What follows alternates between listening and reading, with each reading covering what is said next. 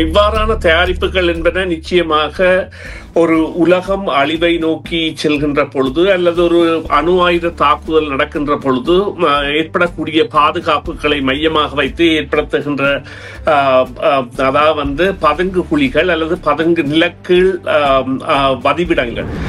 உலகில் உள்ள தானியங்கள் அனைத்துமே சேர்த்து வைக்கப்படுகின்ற ஒரு நிலக்கீழ் அமைவிடம் இருக்கின்றது. அணு ஆயுத தாக்கம் என்ன இந்த தாக்கத்திலிருந்து தப்பிக்கக்கூடியதாகவும் அங்கே ஒட்டாவாவில் இருக்கின்றது. அது இப்பொழுது ஒரு பிரதான இடமாக இருக்கின்றது என்றால் அணு ஆயுத அல்லது இந்த பனிப்பூர் காலத்தில் ஆரம்பிக்கப்பட்டதாக இருந்தாலும் மீள பாவனைக்கு உட்படுத்தப்படுவதாக கூடியதாகவும் பிரதமர் மற்றும் பாதுகாப்பு அதிகாரிகள் சென்று அங்கே நடவடிக்கைகளை மேற்கொள்ளக்கூடியதாகவும் இருக்கும். பணக்காரர்களுடைய இதை செய்தியாக்குவதன் மூலம் அவர்கள் பணம் உள்ளவர்கள். நிச்சயமாக அவர்கள் தங்கள் பணத்தின் மூலமாக இவ்வாறான செயல்களை செய்கின்ற பொழுது அவர்கள் அதற்குரிய காரணங்களாக வேறு காரணங்களை கூட கூறலாம். இல்லை சூறாவளி போன்றவற்றிற்காக அல்லது வேறு இந்த இயற்கை பேரிடர்களுக்காக நாங்கள் இவ்வாறு செய்கின்றோம் என்றாலும் உலகம் ஒரு யுத்தத்தை நோக்கி பயணிக்கின்ற பொழுது அதிலிருந்து தப்பிப்பதற்கான முயற்சிகளே இவை என்பதில் எந்தவித சந்தேகமும் இல்லை. இப்பொழுது அமெரிக்க ஜனாதிபதி மற்றும் அமெரிக்க முப்படை தளபதிகள் மற்றும் அவர்களுடன் இணைந்து 109 பேர் மேலதிகமாக முக்கியமானவர்கள் செல்லலாம். இவர்கள் இவ்வாறான ஒரு அழிவு இடம்பெற்றால் 7 நாட்கள் தரையிறங்காமல் தொடர்ந்து பயணம் செய்யக்கூடியதாக அந்த விமானம் வடிவமைக்கப்பட்டுள்ளதோடு அவசரமா கேஷ் தேவைன்னு வரும்போது அடுத்தவங்கள்ட்ட நாங்க கேட்கறதையும் விட எங்களுடைய நகையை அடகு வைக்கிறது வசதியானது. வட்டி அதிகமா இருக்குமோ இல்ல நகை பாதுகாப்பா இருக்குமோன்னு நீங்க நினைக்கலாம். அதுக்காகத்தான் நான் கேஷ் பாயிண்ட்ல அடகு வைக்க வந்திருக்கிறேன். மிக குறைந்த வட்டி, லாக்கர்ல வைக்கிற மாதிரி நகைய பாதுகாப்பா வச்சிருக்காங்க. இதை விட என்னங்க வேணும்? Cash point, currency exchange, cheque cashing, cash for gold, gold loans அனைத்துக்கும் கேஷ் பாயிண்ட். வணக்கம் நேயர்களே, மீண்டும் மற்றும் ஒரு செய்தியின் பின்னணி நிகழ்ச்சியில் உங்கள் அனைவரையும் சந்திப்பதில் மிக்க மகிழ்ச்சி அடைகின்றோம். இன்றைய தினம் பேச போன்றோம் என்னவென்றால், உலக பணக்காரர்கள் சிலர் பல லட்சம் டாலர்கள் செலவில் டூம்ஸ்டே பங்கர்களை தயாரிப்பதாக கட்டுவதாக செய்திகள் வெளியாகி இருக்கின்றது. இது பற்றி பேச போன்றோம். செய்திகளை கேட்டறிவதற்காக சுரேஷ் சர்மாவை இணைத்துக் கொள்ள போன்றோம். வணக்கம் சுரேஷ் சர்மா. வணக்கம் சுதர்ஷினி. வணக்கம் நேயர்களே. ஆமாம், மீண்டும் வரவேற்கின்றோம் உங்களை நிகழ்ச்சிகளுக்கு. அதாவது முதலில் குறிப்பிட்டது போல ஹாலிவுட் ஆக்டர் ஜோஸ் டொஹாமல் மற்றும் ஃபேஸ்புக் பவுண்டரும் மேட்டாவின் சிஇஓவுமான போன்றவர்கள் டூம்ஸ்டே பங்கர்களை கட்டி வருவதாக செய்திகள் வெளியாகி இருக்கின்றன. இந்த தயார்படுத்தல்கள் என்ன காரணத்திற்காக இருக்க போனது மற்றும் டூம்ஸ்டே பங்கர்கள் என்றால் என்ன, அதை குறிப்பிட முடியுமா? ஆமாம், இவ்வாறான தயாரிப்புகள் என்பன நிச்சயமாக ஒரு உலகம் அழிவை நோக்கி செல்கின்ற பொழுது அல்லது ஒரு அணு ஆயுத தாக்குதல் நடக்கின்ற பொழுது ஏற்படக்கூடிய பாதுகாப்புகளை மையமாக வைத்து ஏற்படுத்துகின்ற அதாவது பதுங்கு குழிகள் அல்லது பதுங்கு நிலக்கீழ் வதிவிடங்கள். இவற்றை பதுங்கு குழிகள் என்று குறிப்பிட முடியாது. இவை நிலக்கீழ் வதிவிடங்களாகவும் அதாவது சுமார் 4-5 மாடிகள் கீழே செல்லக்கூடியதாகவும் அதன் அடியில் சகல வசதிகள் கொண்டதாகவும் இருக்கின்றதாகவும் இருப்பதுதான். இவ்வாறான நிலக்கீழ் வதிவிடங்கள் என்பன பல இடங்களிலும் இருக்கின்றன. பல நாடுகளும் இவ்வாறான இந்த பதுங்கு குழிகள் மற்றும் அந்த அணு ஆயுத தாக்கங்களுக்கு எதிரான வகையில் இவ்வாறான செயற்பாடுகளை மேற்கொண்டிருந்தாலும் இது தொடர்பாக அண்மையில் கூட இந்த நெட்ஃபிளிக்ஸில் ஒரு படம் வந்திருந்தது, லீவ் த வேர்ல்ட் பிஹைண்ட் என்ற ரீதியில் அப்பொழுதே இந்த பிரபல்யங்கள் கட்டி வருகின்ற இவ்வாறான பங்கர்களை பற்றி இப்பொழுது நீங்கள் குறிப்பிடுகின்ற இருவருடைய இந்த நிலக்கீழ் வீடுகள் தொடர்பான தகவல் இப்பொழுது வந்திருந்தால் கூட இது ஒரு உலகளாவிய செயற்பாடாக எடுத்து பார்க்க வேண்டும். குறிப்பாக பார்ப்போமாக இருந்தால் இப்பொழுது நீங்கள் இந்த நோர்வேயை எடுத்து பார்த்தீர்கள். நோர்வேயில் உலகில் உள்ள தானியங்கள் அனைத்துமே சேர்த்து வைக்கப்படுகின்ற ஒரு நிலக்கீழ் அமைவிடம் இருக்கின்றது. அணு ஆயுத தாக்கம் என்ன இந்த தாக்கத்திலிருந்து தப்பிக்கக்கூடியதாகவும் அங்கே 13 மில்லியன் அல்லது 1.3 மில்லியன் வடிவாக தெரியவில்லை, அந்த அளவுக்கு விதைகள் தானியங்கள் உலக முழு 1.3 விதமான தானியங்கள் பல தொகையாக சேர்த்து வைக்கப்பட்டிருக்கின்றன உலக நாடுகள் அனைத்திலிருந்தும். இதில் குறிப்பான விடயம் என்னவென்று சொன்னால், இந்த விடயத்திற்கு வடகொரியா போன்ற நாடுகளும் ஆதரவு. வடகொரியாவினுடைய தாவர தானிய விதைகள் மற்றும் ரஷ்யாவினுடைய விதைகள் என்பன எல்லாம் இருக்கின்றன. இந்த 2.25 அதாவது 2.25 பில்லியன் என்றால் 2250 மில்லியன் வகையான இவ்வாறானவற்றை சேர்த்து வைப்பதற்கான வகையறைகள் அங்கே இருக்கின்றன. அவை தொடர்ந்து இயங்கி வருகின்றன. இவ்வாறான ஒரு நிலைமை எங்கேயாவது ஏற்பட்டால் அல்லது அழிவு ஏற்பட்டால் மாற்று வழி செய்வதற்கான வழியாக. இதே போன்று இப்பொழுது கனடாவில் கூட இந்த நிலக்கீழ் கட்டளை மையம் என்பது இருக்கின்றது, ஒட்டாவாவில் இருக்கின்றது. அது இப்பொழுது ஒரு பிரதான இடமாக இருக்கின்றது. என்றால் அணு ஆயுத அல்லது இந்த பனிப்போர் காலத்தில் ஆரம்பிக்கப்பட்டதாக இருந்தாலும் மீள பாவனைக்கு உட்படுத்தப்படுவதாக கூடியதாகவும் பிரதமர் மற்றும் பாதுகாப்பு அதிகாரிகள் சென்று அங்கே நடவடிக்கைகளை மேற்கொள்ளக்கூடியதாகவும் இருக்கும். அதே போன்று இந்த நடவடிக்கைகள் என்பன பல நாடுகளிலும், குறிப்பாக ஐரோப்பிய நாடுகள் பலவற்றிலும் இந்த அணு ஆயுத பங்கர்கள் மற்றும் நிலக்கீழ் அறைகள் இருந்தாலும் இப்பொழுது ஜெர்மன் நாடு என்பது இந்த வாரம், கடந்த வாரம், அதற்கு முந்தைய வாரங்கள் எல்லாம் இந்த அணு ஆயுதம் தொடர்பான நிலக்கீழ் பங்கர்களையும் மற்றும் மக்களுக்கான பங்கர்களையும் ஏற்படுத்துவதற்கான நிலங்களை இந்த ரியல் எஸ்டேட் நபர்கள் செய்கின்றவர்கள் மூலம் தேடி வருகின்ற நிலை ஒன்று கூட காணப்பட்டதாக செய்திகள் வெளிவந்தன. அதே போன்று ஸ்வீடன், போலந்து போன்றவை எல்லாம் ஏற்கனவே செய்திருக்கின்றன.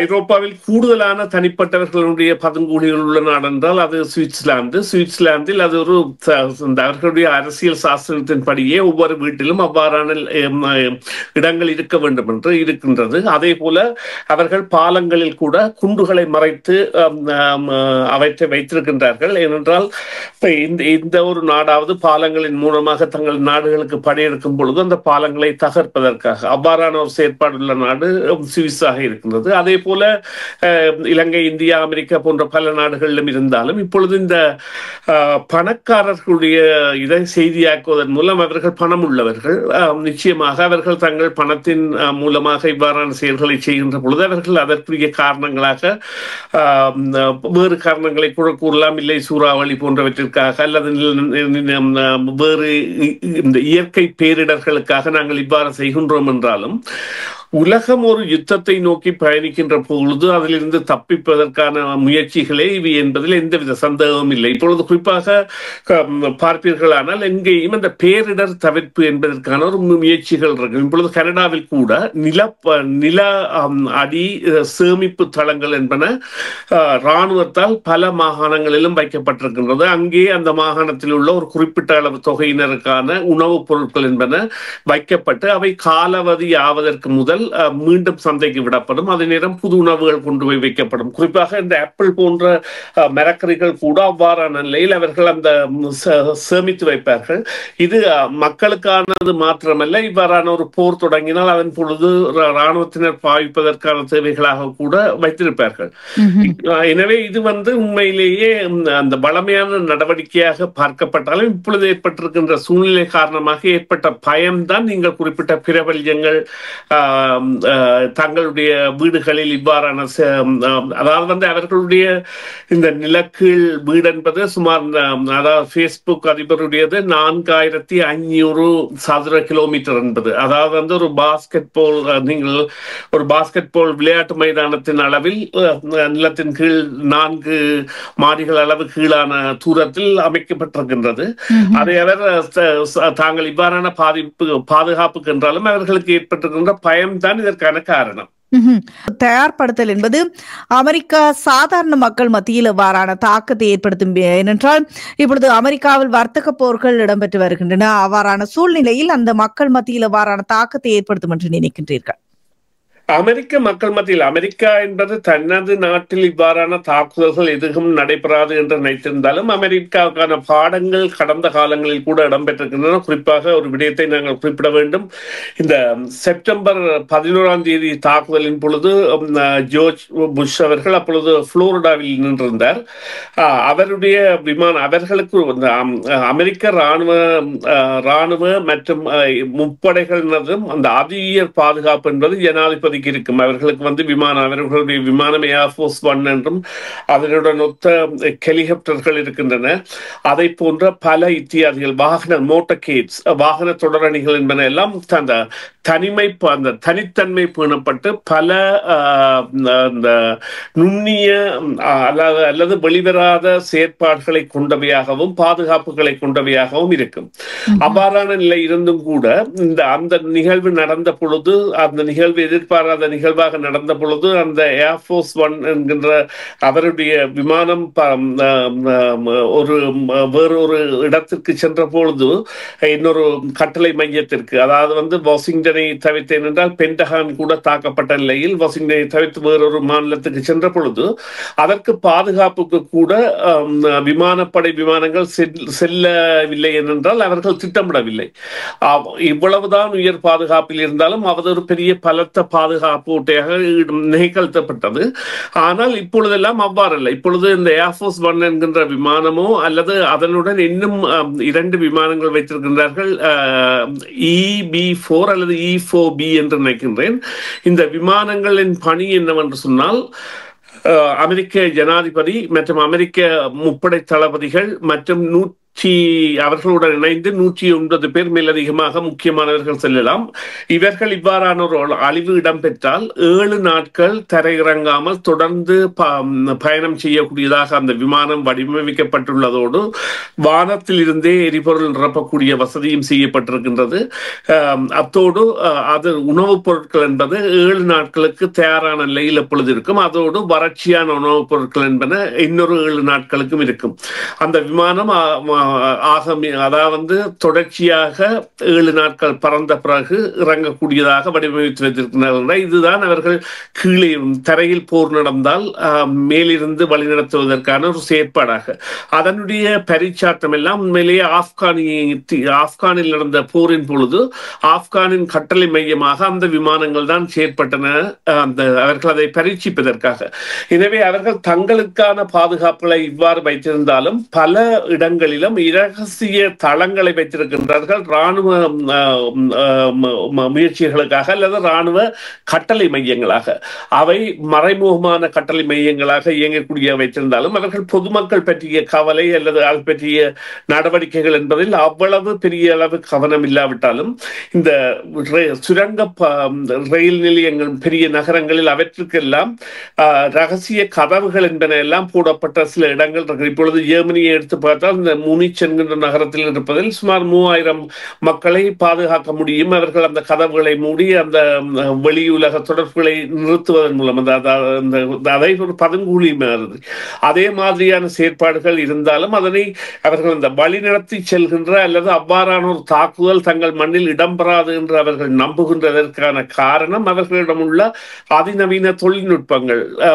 பல ஆயிரம் மைல்களுக்கு அப்பாலே வருகின்ற ஏவுகணை போன்றவற்றை கண்டுபிடிக்கக்கூடியதான தரவுகள் அல்லது செயற்பாடுகள் மூலம் அவ்வாறான நம்பிக்கை அவர்கள் கொண்டிருந்தாலும் இப்பொழுது வந்திருக்கின்ற இந்த ஹைபர்சோனிக் என்கின்ற யுகத்தில் அவர்களால் இவ்வாறான நடவடிக்கைகளை செய்ய முடியாது. உண்மையிலேயே அமெரிக்காவின் பொதுமக்களுக்கான பாதுகாப்பு என்பது மிக குறைவு என்றுதான் கூற வேண்டும். இப்பொழுது இந்த நடவடிக்கையின் காரணமாக இந்த நடவடிக்கையை உலக நாடுகள் எவ்வாறு பார்க்க போன்றது அப்படி சொல்லி யோசிக்கின்றீர்கள்? எவ்வாறு பார்க்கின்றது உலக நாடுகள் இந்த நடவடிக்கையை? உலக நாடுகள் ஏற்கனவே தயார் நிலையில் இருக்கின்றன என்பதை நாங்கள் அறிந்து வைத்திருக்கின்றோம். குறிப்பாக பார்த்தீர்களானால் ஸ்வீடன், போலந்து மற்றும் ஐரோப்பிய நாடுகள், ரஷ்யா உக்ரைன் போர் ஆரம்பித்த உடனே பின்லாந்து போன்றவை எல்லாம் ஏற்கனவே இந்த நடவடிக்கைகள் இறங்கிவிட்டன. குறிப்பாக ஸ்வீடன், பின்லாந்து, போலந்து போன்றவை நேரடி பாதிப்புக்கு உள்ளாகலாம் என்கின்ற வகையில் அவை ஏற்கனவே தயார் நிலையில் இருக்கின்றன. இப்பொழுது ஜெர்மன் கூட அவ்வாறான நிலையில் இருக்கின்றது. அதை விட ஏற்கனவே கடந்த காலங்களில் இருக்கின்ற பங்கர்களை கொண்ட பெரும்பான்மை நாடுகளான இப்பொழுது நாங்கள் UK எடுத்து பார்த்தால் கூட அவர்களிடம் கூட நியூக்ளியர் பங்கர் என்று அதாவது அணு ஆயுத தாக்குதல்கள் நடத்தப்பட்டால் என்று அதற்குரிய பங்கர்களே 275க்கு மேல் இருக்கின்றன. அவையெல்லாம் பல ஆயிரக்கணக்கான மக்களை வைத்திருக்கக்கூடியவை. அதை அவ்வாறான நிலையில் உலகம் என்பது நிச்சயமாக இது ஒரு ஆபத்தான கட்டத்தை நோக்கி செல்வதாக பார்த்தால் கூட தற்பாதுகாப்பு பாதுகாப்பிற்கான இவ்வாறான நடவடிக்கைகள் தேவை என்பதை தற்காலம் காட்டி நிற்கின்றது. குறிப்பாக கனேடியர்கள் கூட அவசர தேவைகளுக்கான பொருட்களை வைத்திருத்தல் என்பது மிக மிக முக்கியம். அதாவது எமர்ஜென்சி ப்ரிப்பேர்னஸ். இதுக்காக கனடாவின் ஒரு இணையதளம் கூட இருக்கின்றது கனடிய மத்திய அரசால்.